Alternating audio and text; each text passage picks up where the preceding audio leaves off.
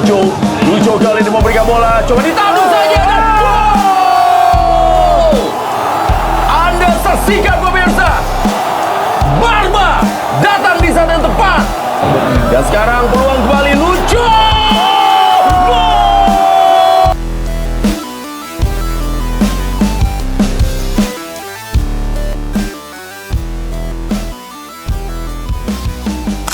Tom Haye catatkan gol debut saat hajar Madura United, Maung Bandung mulai pepet Persija Jakarta hingga Borneo FC. Penasaran? Yuk kita simak videonya. Klub kebanggaan Bobotoh Persib Bandung nampaknya terlalu tangguh untuk Madura United, sebab mereka tak mampu membendung Maung Bandung di kandang sendiri dan harus kalah 1-4. Dalam laga ini Madura United sebenarnya memulai laga dengan baik, dan mereka hampir unggul cepat di menit kedua.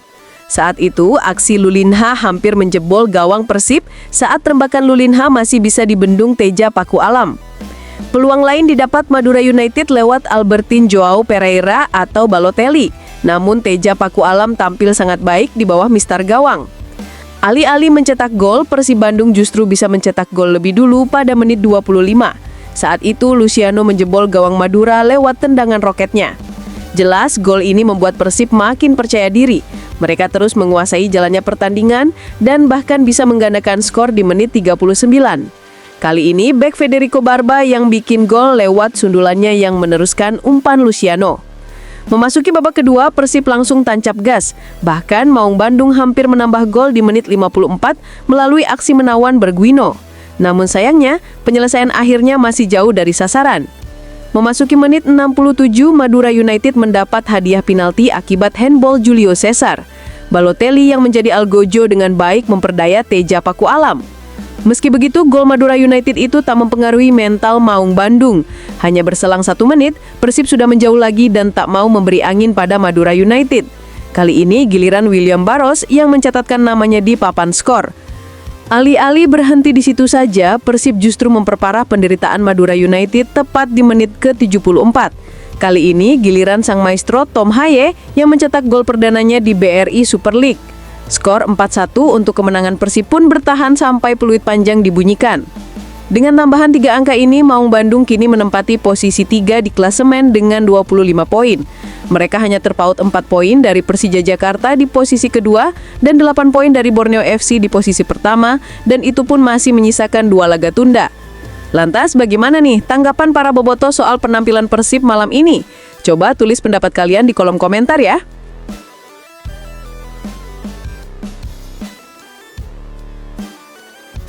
Buat Bojan Hodak murka, statement William Marsilio mendadak viral di media sosial. Ada apa sebenarnya? Yuk kita simak videonya. Saat ini situasi internal Persib Bandung sedikit memanas imbas hasil minor di kandang Lion City Sailors. Hal ini jelas bukan tanpa alasan. Dalam laga yang digelar di Stadion Bishan Stadium Singapura itu, pelatih Persib Bandung dibuat murka dengan penampilan beberapa pemainnya, dan salah satunya William Marsilio. Tak tanggung-tanggung, Bojan Hodak bahkan langsung memulangkan William Marsilio ke Bandung alih-alih membawanya ke markas Madura United.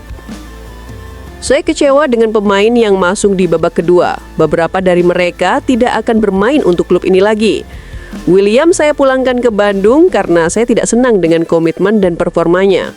Pemain yang lainnya terlihat oke dan tidak ada masalah, ungkap Bojan Hodak kala itu. Jelas dengan apa yang disampaikan Bojan Hodak ini seakan menjadi pertanda bahwa William Marsilio mungkin adalah salah satu pemain yang akan didepak di putaran kedua nanti. Yang membuat situasi ini semakin memanas adalah terkait respon yang dilontarkan William Marsilio terkait pernyataan Bojan Hodak ini. Secara mengejutkan, Marsilio merasa Bojan Hodak tidak adil lantaran memulangkannya ke Bandung. Luapan kekecewaan William ini tampak dalam unggahan Instagram story akun keduanya. Meski unggahan ini langsung dihapus, sejumlah akun fanbase telah mengetahui postingan itu dan membagikan ulang pernyataan kontroversial William Marsilio ini.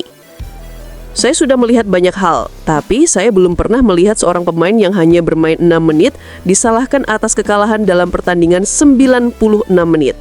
Ini adalah ketidakadilan yang luar biasa, ungkap William Marsilio dalam postingan akun Instagramnya tersebut.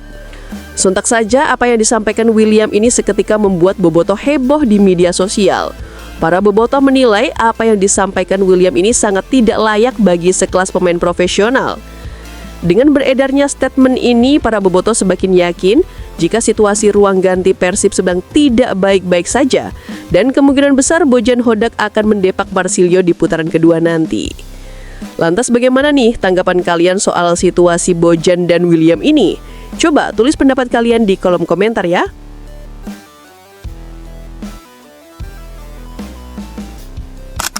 Bobotoh pasti senang, Tom Haye sebut Bojan Hodak bukan sekadar pelatih kepala. Penasaran? Yuk kita simak videonya. Gelandang Persib Bandung Tom Haye harus mengakui sosok terpenting di dalam timnya ada pada diri Bojan Hodak.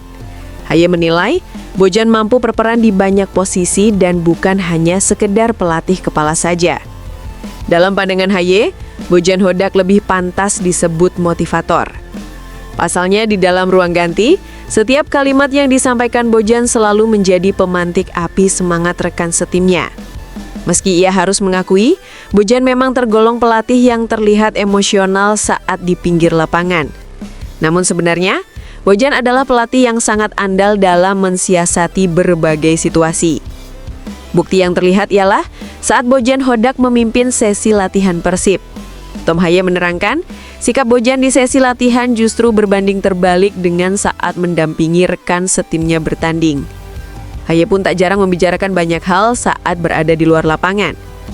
Dengan kepribadian sang pelatih, dia pun merasa semakin nyaman dengan segala program yang disiapkan jajaran pelatih Persib. Lewat sikapnya itu juga, Haye merasa Bojan merupakan sosok pelatih yang mampu mencuri hati semua pemain. Dengan ini, koneksi antar pemain dengan pelatih semakin kokoh dan dampaknya hingga ke permainan.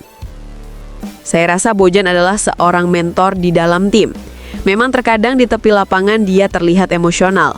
Tapi menurut saya, di dalam latihan dan ketika bersama anak-anak, dia adalah orang yang baik. Kami bisa selalu berbincang dengan dia juga sebenarnya sangat santai. Hingga saat ini, saya punya relasi yang sangat baik dengannya dan bisa dilihat di lapangan juga kami berjuang satu sama lain demi pelatih. Jadi kami semuanya memiliki chemistry yang bagus, ungkap Tom Haye.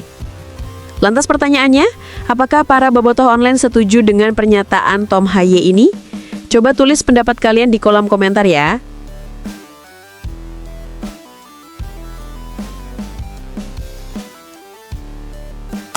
Belum resmi ditunjuk, Coach Justin sudah peringatkan nasib Timur Kapadze di Timnas Indonesia. Ada apa sebenarnya? Yuk kita simak videonya.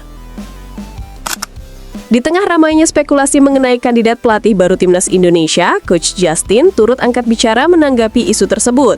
Sebagaimana yang diketahui, setelah pemecatan Patrick Kluivert, PSSI masih belum mengumumkan siapa sosok yang akan mengisi posisi pelatih kepala. Salah satu nama yang belakangan mencuat adalah Timur Kapadze, mantan pelatih Uzbekistan yang disebut-sebut sebagai kandidat kuat. Spekulasi ini semakin kuat ketika Kapadze terlihat berada di Jakarta dan diduga untuk menjalani sesi wawancara. Meski demikian, PSSI menegaskan bahwa belum ada keputusan final.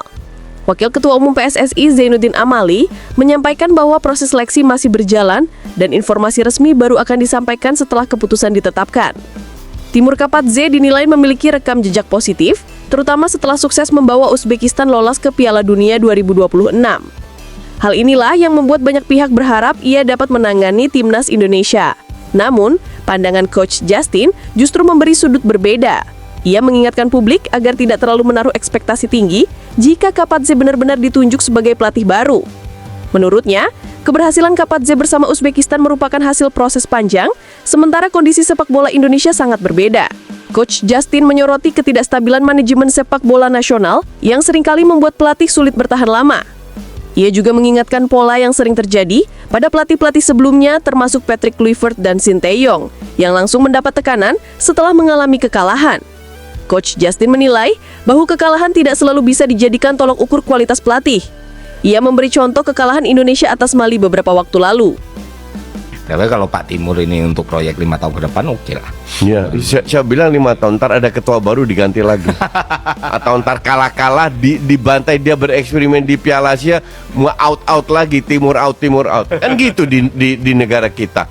Lu harus menang semuanya, kalah dikit disuruh out. Ya kan? Ya kayak kemarin kalah lawan Mali. Ya. Emang Mali negara rank berapa? 50, Jack. Orang nggak sadar itu ya. Orang nggak sadar itu. Dan kedua, kualitas kita nggak sebagus kualitas yang tim U23 sebelumnya. Jelas, komentar Coach Justin tersebut menjadi refleksi atas besarnya tekanan dan ekspektasi dari publik maupun federasi terhadap siapapun yang melatih timnas Indonesia, terutama ketika hasil yang didapat tidak memuaskan. Lantas, apakah kalian setuju dengan pernyataan Coach Justin ini? Coba tulis pendapat kalian di kolom komentar ya.